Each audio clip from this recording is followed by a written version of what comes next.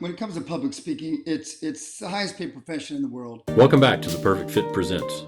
Today I have Mr. Dan Eckelman, a recognized real estate authority and sought after speaker and transformational coach. Dan is a little bit old school in some fashions, but I will tell you that what he knows about sales and helping people close themselves is amazing. And pay attention to the after party tips. Get your public speaking on. Today, I'm welcoming Mr. Dan Eckelman, speaker, mentor, motivator, and coach, lifelong practitioner. Thanks for coming. Sales. We'll see you next time. Definitely had gone pro many times, many years ago, and is more relevant today than ever. Good morning, Dan. Good morning, Ed. Thanks a lot for having me. I really appreciate it. Love sharing information and content and education, of course, to help people. I'd like to start with a personal question, Dan. Yes. What business life events are you most proud of in your career? I'd say what I'm most proud of, many different levels, but to start kind of at the top and going backwards, as a professional speaker now for over 25 years, I've reached the biggest stages in the world, on stage with Tony Blair and Robert Kiyosaki and Jordan Belfort, Wolf of Wall Street, Mark Victor Hansen, the Chicken Soup books, speaking to 10, 20,000 people all over the world. So it's nice to reach those stages when you're speaking to that many people to really share the information that you have based upon your work and life experiences to help people. So it's a great accomplishment when you're up there. You've got your bodyguards and your drivers and your promoters and everybody all around you and pumping you up and promoting you. So you don't have to do any of that work anymore. So it's nice to have a team, that's for sure. Where did your sales career start, Dan? Well, I don't really know if it is something that is started within us when it comes to sales. Some people say they have it, some people say they don't. I think sales is easily something that can be taught. But I've always been a people person, very gregarious, just a big personality. If you were looking at the different quadrants of personality temperaments, I'm surely a driver. So I think that helps quite a bit in creating my success. But I think early on in sales, you don't really know what you're getting into with your work until you really get into it. However, everything is sales. Every type of work that you get into is sales. I don't care if it's a service or if it's a product that you're selling. Basically, you're selling yourself. If you can do that, then you can sell anything. And that's kind of think where sales starts. It starts with yourself. You have to sell yourself. And I always say you got to love yourself before anybody else can love you. So it all it stems from knowing who you are. And, the first time that I was asked to really sell, at least from the stage, a group asked me if I would get up and talk about privately held notes. And I said, well, I'm not really a speaker, but I know enough about myself and enough about what I do for a living. I can surely talk about it. So getting up and talking about it and then selling that information to them, because commodity is the greatest information in the world. If you have it, people are going to buy it. And they will know whether or not they like you, will buy from you, take your advice within the first 2 minutes of speaking to them, whether it's one-on-one or whether it's to a big group or big audience that you're speaking to. So I think my first hand in sales is probably on the greatest level, on the biggest level, the highest level I've been involved with is on stage in front of a group of people. And then as soon as you are finished with that presentation and you give them a call to action, and they go do it, and they run to the back and sign up, that's when you know you got it, and you got them too. So I use a lot of hooks. I use a lot of neuro-linguistic programming when I sell. I use a lot of Pavlov's cognitive theory behavior when I sell. So you really have to learn how to do it. It's not something necessarily innate. Anybody can learn how to sell if you have the right coach. Everybody needs a coach. I believe that. There's so much more that I don't know than I do know. And what I do know is I have limited amount of time to figure it out. So, it pays to pay for shortcuts. So For sure. I'm definitely tracking with you.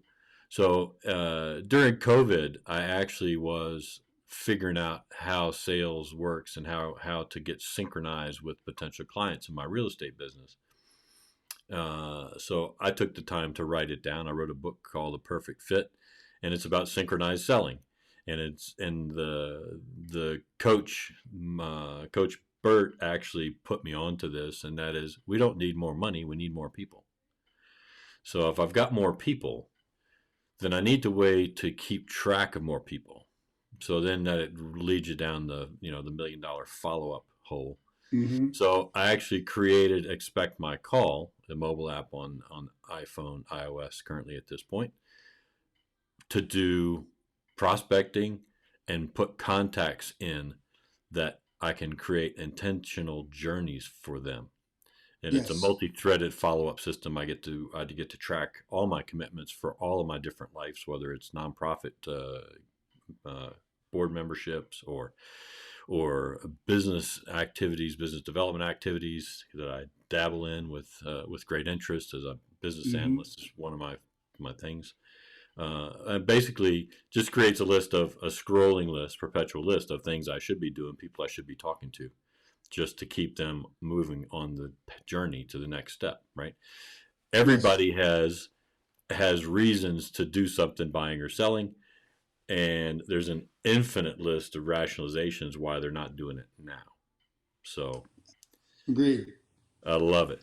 Uh, One thing that really piqued my interest as you were speaking or got me to ponder is, can you speak to selling from the stage versus versus other types of contacting methods that you might have? What's what's the real secret sauce behind selling from a stage? I mean, people get up and talk all the time, but I'd love to hear Yeah. your You thoughts on know, that. when it comes to public speaking, it's the highest paid profession in the world.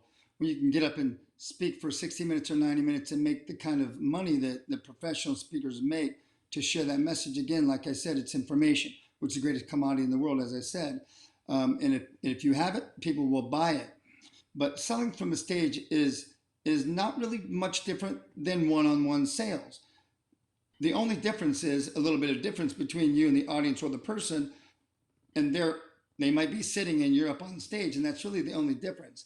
More people are more afraid to get up and speak than they are to die. And I've got a training class that teaches speakers all over the world, as well as companies and corporations all over the world, to teach them how to speak and give a presentation. And I think regardless of whether it's one-on-one or if it's to a group, whatever size that is, the number one rule when it comes to speaking to an individual or a group is know your audience. You've got to know who you're talking to. When I give speeches worldwide, I can give a speech up in New York and New Jersey. I can talk as fast as I want to because I'm going to talk faster, which just adds energy to the presentation. When I'm go down to Alabama, Tennessee, Louisiana, it takes them 90 minutes to watch the show, 60 minutes. So I've got to slow it down a little bit. When I speak to elderly people, when I speak to younger children, I slow it down. When I speak to people where English isn't their first language, I have to slow it down. So you really, really have to know your audience. And again, I'm going to go back to the intro because there are three parts to a speech, kind of like a book or a movie. You've got the intro, body, and close. And the most important part, I always ask people as I'm teaching them what they think the most important part is. A lot of people say the close, the close. It's not. It's the introduction. Again, people are going to know whether or not they like you, will buy from you, or take your advice within the first 2 minutes. You have to create what I consider to be a team. So you have to get common interests with your audience to get them on your team. It's no different when we were kids and we sit there. You have a captain of a team over here and a captain of a team over here. All the friends are over here. You're however many friends you've got over here on each side, and each of us would take turns in picking who we want on our baseball team. I'll pick Jimmy. I'll pick Sally. I'll pick Jeff. I'll pick Susie. I'll pick David. Whatever, and you develop your team that way. It's really the same way when you're speaking. It's the same way even in personal sales. You have to create a common interest with your audience or with your client or your customer. And I don't care what that common interest is. If I say, my name is Dan Eckelman, I'm from Columbus, Ohio, well, then anybody from Columbus, Ohio, they're on my team. Anybody from Ohio is on my team. If I say I've traveled the world and I name different cities I've been to, whether it's Hong Kong, whether it's been Kuala Lumpur, Malaysia, whether it's been Singapore, anybody who's been to those areas of the world, now they're on my team because I'm creating a common interest with them. When I tell them I've got two young boys, one just graduated from college and has one more year in college. Anyone that has kids, anyone that has boys, anyone that has kids in college, now they're on my team. So it's just giving information to your audience to pull them from the audience, one-on-one or as a group, on your team. Once they're on your team, then you got them. then you can kind of get into your presentation. That's amazing and amazingly powerful stuff. I mean, I witness it. I witness it all the time, but I've never taken the time to dive in deeply as to what's going on with that. The stories are powerful, right? You're always telling a story. So I'm a real estate nerd. You've spent a Uh-huh. little bit of time off into the real estate space with regard Yes. to tax liens and stuff like that, creative acquisitions, maybe perhaps also. What was the first industry that you were in where you started speaking? Was it that one or was it some other one? No, the first industry, well, first of all, I started with another local attorney here in Columbus, Ohio. I started a factoring company.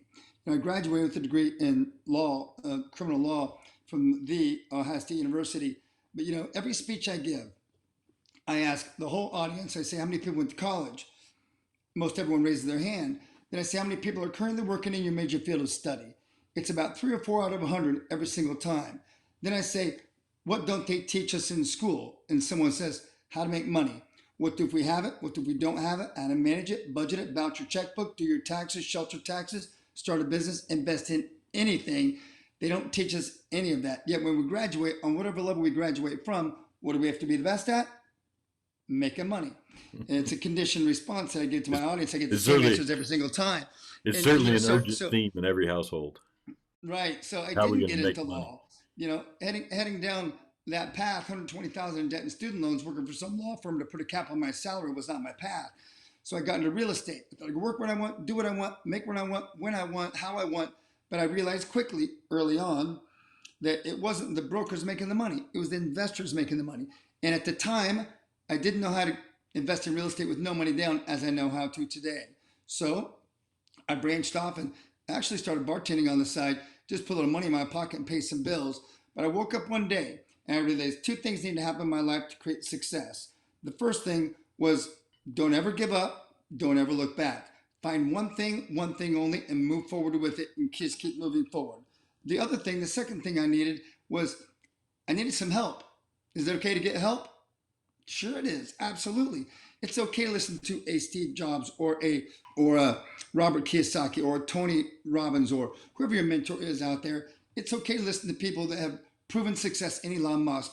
They've proven success. They've gone down a path step by step by step to get where they got.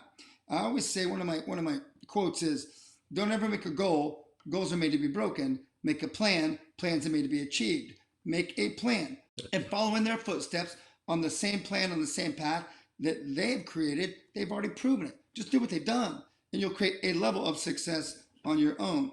So I realized that I needed some help as well. So this another attorney that I know, David Prezer here out of Columbus, Ohio. We started a factoring company, factoring of invoices, accounts receivable, financing, buying invoices at a discount, and we built that up pretty nicely. I'd say probably a couple million a month for a small law firm. We're pretty happy with that. And the way I did that was I went to the Small Business Administration and I said, by the way, I know that there are members of the Small Business Administration here in Ohio, businesses, small businesses. They said, yes. I said, is there a list of them? They said, absolutely. It's called the Blue Book, we call it. They said, here, do you want it? It's free. It's a big, gigantic book of all the small businesses in the state of Ohio that are members of SBA. I said, wow, this is a phone book of leads right here.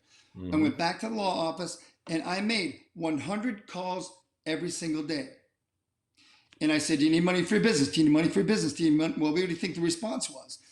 It was yes, yes, yes, yes, all over the board. And so it didn't take me far to get down that path to create that 2 million a month in sales. And I put my name in every funding source directory that come across my desk. I kept getting calls from brokers all over the country. And I kept hearing about the Open University out of Orlando. So I called them and said, who are you guys? We're getting a lot of calls and deals from your brokers.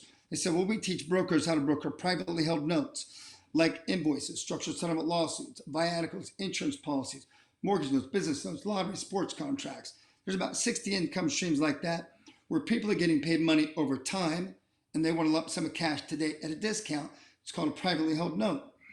And they said they teach brokers how to find the deals and send them to funding companies like mine. I said, well, thank you for the deals and the brokers. And they said, by the way, we have a training class every weekend in the United States and Canada. Would you like to teach? I said, absolutely, if it gives me more deals, for sure. So they threw me down to Dallas, Texas, the Marriott Anatole 25 some years ago. And they said, hey, here's a 167-page script. Memorize it word for word. And that's when they put me on the front end, because it was easy to teach and talk about what I do for a living. They did that for 3 months. After a few months, every single weekend, they said, you're a good speaker. We'd like you to speak on the front end. I said, what's that? We'll pick a city like Dallas, Texas, for example. We'll go 2 weeks prior to training, plaster the TV with a 30-minute infomercial all week long to put butts in the seats, as we say. And they said, you'll go there. You're at the north, south, east, west side of the city. Do 1 show Sunday, 2 Monday, 2 Tuesday, 1 Wednesday. Speak for 90 minutes at each show. Talk about privately held notes and sign them up in the training class that you've been teaching. That's how you're getting the people that you've been teaching a speaker procedure. That's when they gave me the 167-page script and said memorize it word for word, which is, by the way, the worst way to learn how to speak. But they had to do that from a compliant standpoint. So I read it, I wrote it, I typed it, I recorded it, I spoke it, every sense that I had in my body to absorb that information. And they said, are you ready? I said, I will never be ready. No actor in the world has ever done this in the history of film. And they said, well, just get up and, if you bomb, just go back and teach again. So I got up and I started speaking. And this is one thing I learned, how powerful our brain is. And it's kind of like an iceberg where you only see, a tenth of it that sticks out of the water. And if you can just drop that water line by 5%, you double your potential of what you can do to go outside your box and create phenomenal success in anything that you do. So I got up and I started speaking on it, and they started cutting me off. People got up when I was done, they went back and they signed up. And after we were done, I said, wow, it looks like I signed up some people. They said, yeah, you did a great job. I said, well, why'd you cut me off? They said, Dan, it was supposed to be a 9-minute speech. You were at 2 hours and 20 minutes. So what that told me was it was in my mind, and I didn't realize it. So the power of our mind, if you just push yourself to that extra little level, it's amazing what we can accomplish. Then the second time you get up and speak, so when we speak for the first time, information we never spoke before. Again, whether it's one-on-one sales or whether it's to a group, you're searching for information out here to put it in your mind.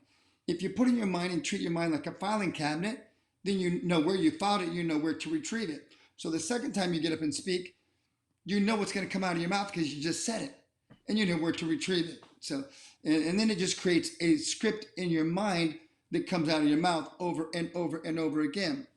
And if I said to you, how you doing, Ed? What's your name? Where you from? What do you do? And you tell me, your name is Ed. You're a podcaster, in real estate background, and you're from Denver, Colorado. Those same words were coming out of your mouth every single time. We've done this 1,000 million times. Every party we go to, every social gathering, every sales appointment. Hi, how you doing? What's your name? Where are you from? What do you do? Over and over and over and over again. So we don't have to think about it. Anybody in the world can get up in front of 1 million people and give that speech right there, because we don't have to memorize anything. We don't have to learn anything. However, what if I said to you, hey, Ed, by the way, I'm sorry, sir, what's your name? And what do you do for a living? And where are you from? And you told me that information. Then what if I said, what do you enjoy most about your work? And then what if I said, well, what makes you different than any other of your competitors? And then what if I said, what's the greatest award that you've received by doing what you're doing? How many people have ever gone to those extra 3 steps and asked you those questions? Not many. And that's where sales come in right there. It's creating an interest, not in yourself, but in them, in your audience, in your client. You have to show interest within them, that you're interested in not just what your product or sales are. It's interested in them as a person and individually. That creates a sale. Again, I'm going to say it over and over and over and over again. We can create all sorts of, we can have drones, we can have 360 video in real estate. We can do all these blogs and websites and social media sharing, but it's all about relationship building. Always has been, always will be. That will never change, but I feel like what is changing now, I do believe that I am going to help 20% of the people that I come across with their real estate visions. And I'm going to connect with them and we're going to do business. And there's 80% of the people, it doesn't matter what I say to them. They've already got somebody else, or they're just beyond human aid and will never work with anybody. Today, the importance of building and developing your brand instead of leaning on the logo of the brokerage you happen to be with is, I believe, more important than ever. And it's also, it's infinitely more scalable. If I can speak to people from a stage, face to Mm-hmm. face at an event, whatever like that, that's awesome. But if I can speak to people that are actively searching for information about real estate and I can get a video in front of them to begin the conversation, and I develop a rapport with them without ever talking to them directly. What are you doing yourself these days for lead generation to develop? I'm guessing your speaker, mentor, and coaching platform. What sort of tools are you using to find your audience? You got to stay up with the ever-changing technology that hits us every single day. With what I do as a professional speaker, is I'm starting to create TikTok videos. I mean, that's the new thing. I suppose it is. Facebook is there. Obviously, Twitter, Instagram, those are there. But everybody's flooding to that one source right there. Like it or not, not to make it a political thing, but some people like it, some people don't. But I'll tell you what, a lot of people are on TikTok every single day, just scrolling.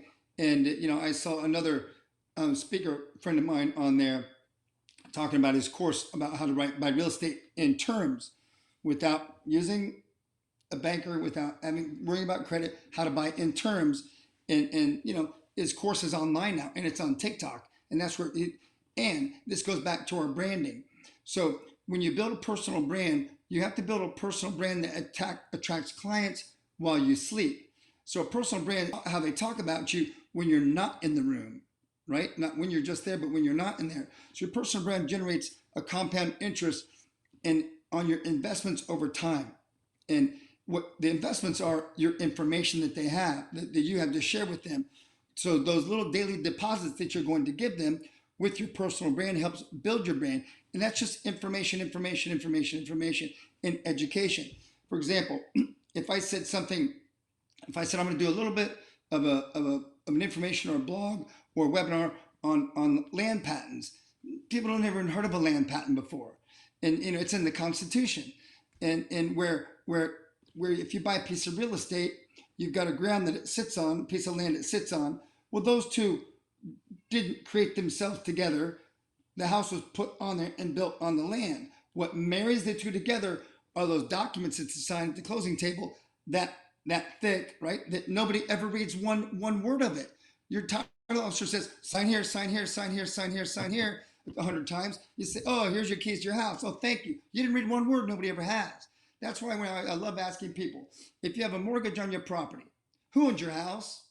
Everybody says, the The bank. sheriff. No, they don't. No, they don't. The bank doesn't. The bank sold you money at an interest rate.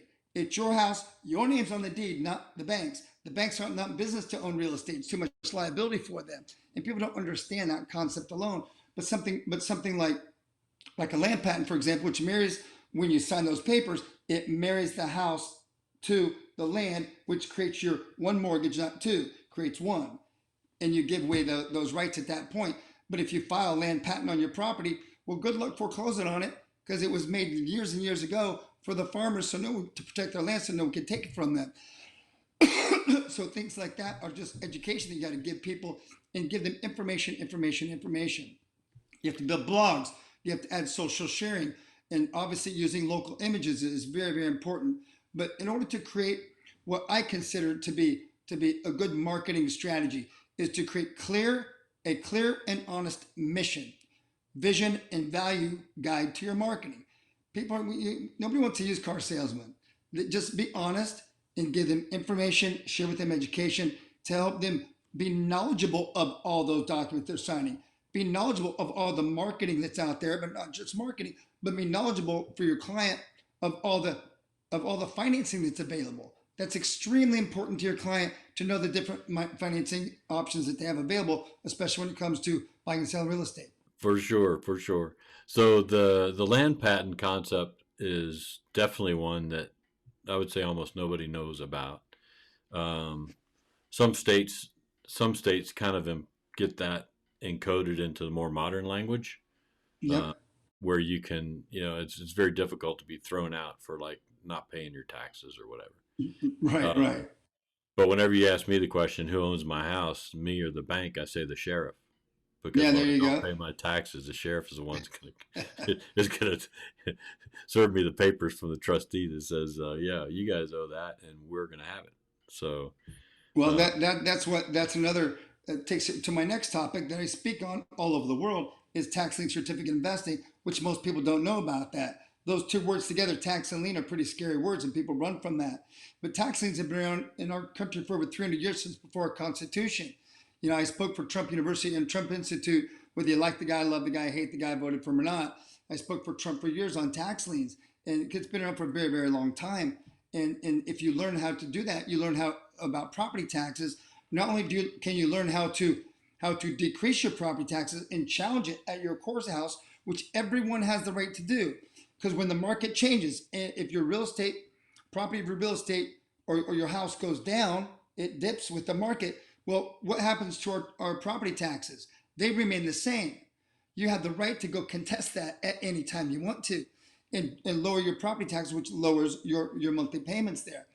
And and you can even use it obviously as an investment tool to invest in tax lien certificates for people who don't pay their taxes or walked away from their property, commercial or raw land or residential. And it's a phenomenal investment where you can earn 24, 36% return on your money.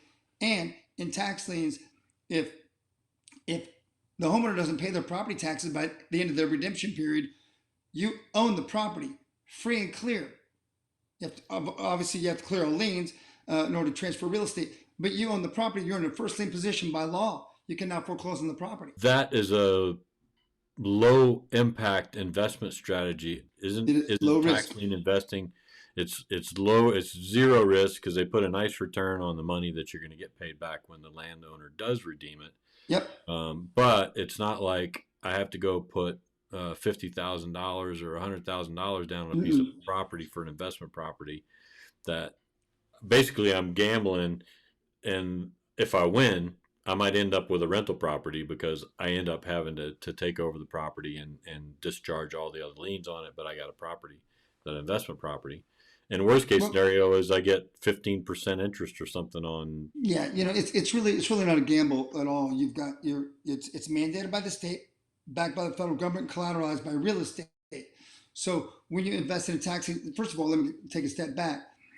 In the United States of America, half the states are tax lien states, half are tax deed states. There's a few of them that sell tax liens and deeds, like Florida, for example. They sell tax liens and deeds. However, if you're going to invest in a tax lien certificate in a tax lien state, you're doing it to get a return on your money. You're not doing it to own the property. Hey, it's a lottery. If you win it, fantastic. There are ways and strategies in my tax lien course on how to do that and get those properties that are non-homestead properties or that fit your investment strategy. But if you want the property, you invest in tax deed states, and that will help you acquire the property as well. But you can create residual income and get a great return on your money, and there's really not too much risk to it. You have all the information; it's public information about the property itself. It goes back to the general rule of real estate: good, fair, marketable real estate. Same thing when you buy a tax lien certificate or you buy a tax deed. You don't want to buy one collateralized by a piece of property 100 miles off the road on top of an Indian burial ground, on top of a toxic waste dump, in the back of some farm field somewhere that you're never going to be able to sell if you have to end up owning the property. Then you're just going to pay property taxes on it. But again, the risk goes away when you're automatically jump into a first lien position by law ahead of the bank, ahead of the IRS, ahead of any lien holder on that property whatsoever. Yes, it's got to clear liens, but of course we teach my students how to buy tax lien certificates or deeds where there are no liens beneath you at all. Interesting stuff. We could probably go on for hours, Dan, but I want to Yeah. wrap up our primary segment here, and then we'll roll into after hours and hit some other topics. But before we go out of this section, I would love for you to tell folks how they're going to.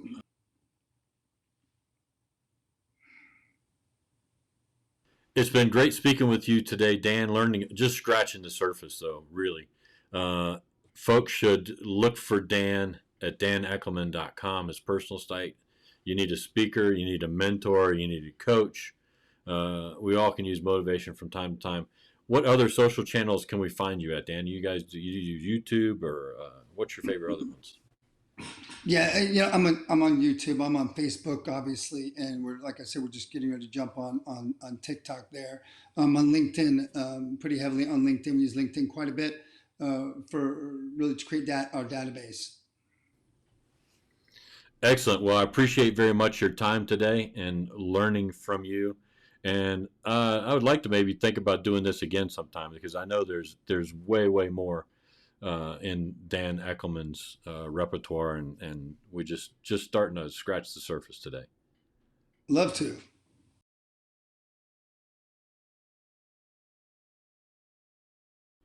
Right, now we're going to roll into the after party.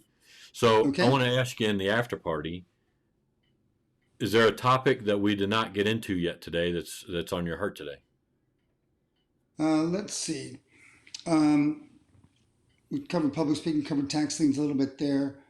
We can talk about sales all day long, but I think for a lot of people, I think public speaking is really something that we could focus more on. There's a million different ways to market yourself in real estate. Anybody can get on Google and find all those different ways, thousand ideas a page. However, when it comes to speaking, um, uh, even one-on-one, to learn how to deliver a presentation to people when it comes to sales, I think it's pretty important to learn how to do it, because it's an art and a science. The science is the construction of a speech, and delivery of it is the art.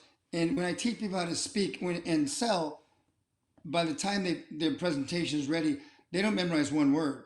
You speak to any group, any size, anytime, anywhere, about any topic without memorizing anything at all. So that's the science of it all. And I really think that that's where I'm going to be focusing on a lot more for the rest of this year, is public speaking, because it's amazing how many people out there that want to learn to share their message, not only to share their message, whether it's sales or it's a service or whatever it would be, or just any message, even motivation. They got to learn how to do it though. And it's just like any industry, just like real estate, you got to learn how to do it. So I'm really focusing on that, and we're gonna be doing a tour city after city after city, and putting on classes on how to speak and give a presentation, powerful presentations. Well, that is awesome. Is that something that you could do remote as well as in Yeah. person, or do you really need to be in person for that? Yep. I'm hired by Swarovski Crystal, Safe Flight, Buckeye Power, companies all over the world, to teach them how to speak and give a presentation to their groups. That's usually a 2-day training class. And I like 10 to 20 people in that class and no more than that, because I can't give them enough personal attention one-on-one. And everybody has to get up in front of everybody and practice. Otherwise, I'll bring another speaker out with me. If it's more than that, another one of my trainers out with me. Otherwise, if it's virtual, then it's 6 1-hour sessions with me or one of my trainers, and we can do it in 5 to 6 hours, just one One 5 to 6 hour 1-hour sessions. other opportunities, if they can't get near you, or if they're not ready to make the leap to the big time selling from stage, where should somebody who's just thinking about it start? If they're thinking about it, just go to my website and contact me, and and then we'll get it from there. We'll either get them to a city, or I'll come out there and teach them, or we can do virtual. And then my other courses, my other site is danewealth.com, which is my taxing investment course. I see. All Yeah. right. So tax lien and speaking are your primary educational opportunities for. Yeah, I also speak on options trading. I speak on privately held notes. I speak on factoring. I speak on crypto, and then keynote speaking. I own one of the largest speakers bureaus in the world, Special Speakers Bureau International, at terrificspeakers.com, which is my other website, where I book keynote speakers to speak all over the world, to groups, organizations, corporations, associations worldwide, and and that is an avenue that I can take people to if they want to speak and share their message, to come and be represented by our company to get them bookings. Yeah. Very cool. So I need to ask you one more question. Social Our audio. way. Have you been exposed to social audio? Social Like audio? Clubhouse? Yeah, like Clubhouse app, or I've uh, not. Breakout app, or Twitter Spaces? No. I don't know. I would invite you to check out the Clubhouse app and hop in. There's some folks that I'd love to introduce you to. Scirocco's C-Rock, as he's affectionately known, has basically a podcast booking agency platform that he's been developing. So I'd Okay. love to Yeah. introduce you and C-Rock to see what magic might happen there. Joinclubhouse.com is the app, is the mobile, the website for it. Get the Clubhouse app. It's downloaded from the Apple Store or Android now at this point, and sign up. I'm All gonna right. Yeah, text. I I'm will. gonna text you my Clubhouse name so we can connect in there. I'm Yeah. typically If you could. spending a little time in the morning, in the early mornings. For me, it's like, I don't know, 5-ish to 6:30, 7 o'clock in the morning for me. Voice is actually king. That the best connection opportunity is actually for the door-to-door salesman knocking whenever they have the ability to get belly to belly with somebody and have a discussion, and you get all the language and stuff like that. But not very far behind that is a social audio app where you can get people in their natural environment sharing their experiences, asking smarter questions than I might ask myself, and things like that. So social audio, I think, is tremendous, and I found it during COVID. But we should check it out. There's a lot of Perfect. interesting people that go through there. Yep. Love to. Love to. All right, Dan. Well, thanks again for coming today. I'll see you around the Yep. clubhouse. Absolutely. My handle in Clubhouse is Adagio, Adaugeo. If you're a real estate agent who wants more from your business, we invite you to partner with us and implement proven production strategies with the support of real estate industry titans.